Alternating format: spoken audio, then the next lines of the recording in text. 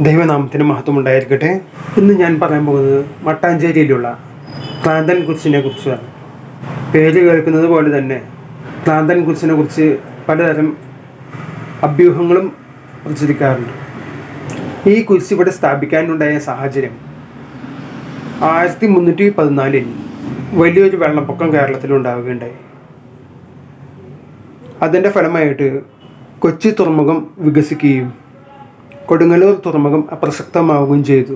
അന്ന് കാലത്ത് തുറമുഖത്ത് വ്യാപാരങ്ങൾ നടത്തിയിരുന്ന ഒരു കൂട്ടം ക്രിസ്ത്യാനികൾ കൊടുങ്ങല്ലൂരിൽ നിന്നും കൊച്ചിയിലേക്ക് പലായനം ചെയ്തു. അവരിൽ പ്രധാനിയായിരുന്നു മാത്തനും കൂട്ടരും. മാത്തനും കൂട്ടരും കൊച്ചിയുടെ കിഴക്കേ ഭാഗത്താണ് താമസം ഉറപ്പിച്ചത്. ആ സ്ഥലമാണ് പിൽക്കാലത്ത് മാത്താഞ്ചേരി എന്നായി.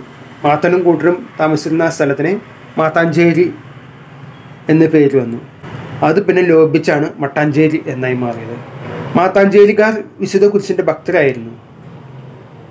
അവർ കൊടുങ്ങല്ലൂരിൽ നിന്നും പലായനം ചെയ്തു വന്നപ്പോൾ അവിടെ നിന്നും അവർ കൊണ്ടുവന്ന കുരിശ് മട്ടാഞ്ചേരിയിലെ ഒരു വഴിയരികിലാണ് സ്ഥാപിച്ചത്. പിന്നീട് പോർച്ചുഗീസുകാർ വന്നപ്പോൾ അവർ ഈ കുരിശ് കാണുകയും പിരാന്തെ കുരിശ് എന്ന് വിളിക്കുകയും ചെയ്തു. പോർച്ചുഗീസ് ഭാഷയിൽ പിരാന്തെ എന്ന് വെച്ചാൽ വഴിയരിക് എന്നാണ് അർത്ഥം. അങ്ങനെ വഴിയരികിലുള്ള കുരിശ് എന്ന അർത്ഥത്തിലാണ് പിരാന്തെ കുരിശ് എന്നായത്. പിന്നീട് പ്രാന്തൻ കുരിശായി മലയാളികൾ വ്യാഖ്യാനിക്കുകയാണ് ഉണ്ടായത്. പ്രാന്തൻ കുരിശിനെ പറ്റി പല വ്യാഖ്യാനങ്ങളും കേൾക്കാറുണ്ട്. അതിൽ പ്രധാനം പ്രാന്തൻ കുരിശ് അല്ലെങ്കിൽ കൂനൻ കുരിശ്. അതിനെ വണങ്ങി പ്രാർത്ഥിച്ചാൽ ഉദ്ദിഷ്ട കാര്യം നടക്കും. പക്ഷെ അന്നേരം നേർന്നിരുന്ന നേർച്ച നടത്തിയില്ലെങ്കിൽ അവർക്ക് ഭ്രാന്ത് വരുമെന്നാണ് ഒരു അഭ്യൂഹം.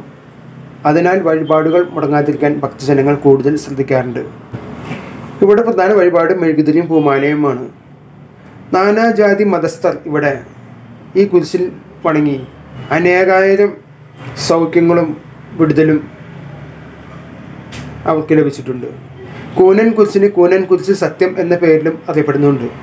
വളരെ ശക്തിയുള്ള ഒരു പ്രാർത്ഥനാ ചൈതന്യമുള്ള ഒരു ഇടമാണ് മട്ടാഞ്ചേരിയിലെ ഈ കൂനൻ കുരിശ്, അല്ലെങ്കിൽ കുര്യാച്ചൻ, പ്രാന്തൻ കുര്യാച്ചൻ എന്നും പറയാറുണ്ട്. ഇവിടെ വന്ന് പ്രാർത്ഥിക്കുന്ന അനേകായിരങ്ങൾക്ക് അനേകം സൗഖ്യങ്ങൾ ലഭിച്ചതായിട്ട് അവിടെ സാക്ഷ്യങ്ങളും രേഖപ്പെടുത്തിയിട്ടുണ്ട്. ആഴ്ചയിൽ ഒരു ദിവസം അവിടെ നൊവേനയുമുണ്ട്. അതിൽ അനേകായിരങ്ങൾ സംവദിക്കാറുണ്ട്. കൂട്ടുനേർച്ചയും അവിടെ ഉണ്ടാവാറുണ്ട്.